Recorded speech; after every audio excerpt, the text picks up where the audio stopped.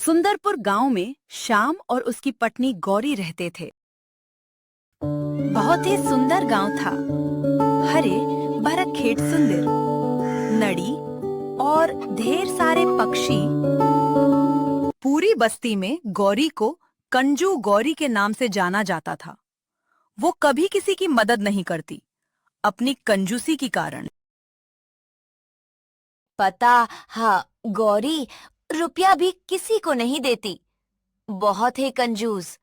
हाँ, वो उसके जैसी पूरा गांव में नहीं है कोई। हाँ, लगता है घर में कोई खजाना छुपा रखे है। लेकिन किसी को नहीं पता था कि गौरी हर महीने कुछ पैसे चुपके से कहीं ले जाती थी। एक रात शाम ने देखा कि गौरी घर से बाहर जा रही। रात को ये गौरी कहाँ जा रही है?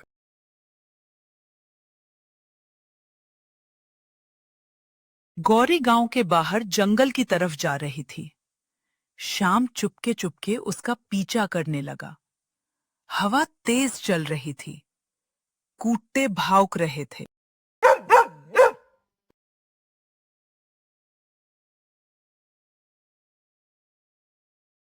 जरूर कोई बड़ा राज है, पता लगाना होगा। मेरी पत्नी इतनी रात को कहाँ जा रही है, वो भी अकेले? जंगल के बीच एक पुराना और टूटा फूटा हुआ मकान था। खंडर सा बीच जंगल में, और गौरी उसका अंदर चली गई।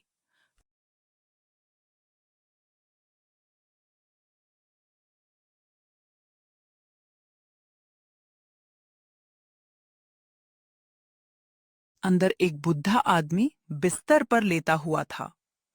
बहुत कमजोर नजर आ रहा था। गौरी उसका पास जाकर खड़ी हो गई। बेटी, भगवान तुम्हारा भला करेगा। लिए कितनी परेशान हो रही हो बेटा? शाम हैरान रह गया। सोच था कि गौरी क्या कर रही है इधर। लेकिन शाम घर लौट रहा, तब उसने एक और अजीब चीज। गौरी ने मकान के पीछे जमीन खोदी और कुछ दबा दिया। अगली सुबह गांव में हंगामा मच गया कि गांव के मंदिर में चोरी हो गई। गांव वाले बहुत परेशान थे। मंदिर का दान पत्र चोरी हो गया। हाँ, चोर को पकड़ना है होगा। क्या पता कोई बाहर का आदमी आया हो गांव में चोरी करने के लिए।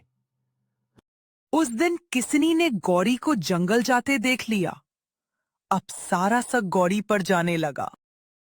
गांव की पंचायत बुल गई। आखिर पता था कि गांव का मंदिर के चोरी किसना की थी। कोई गांव का आदमी है आया, पर कोई बाहर से आया है। गौरी, सच बताओ तुम ना। मुखिया जी, मैंने कुछ नहीं चुराया है अपना पति की कसम के खती हूँ। श्याम भी परेशान था।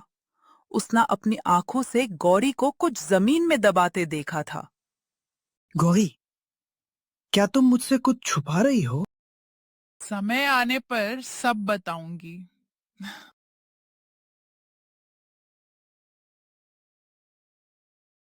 रात शाम अकेला जंगल पहुंच गया।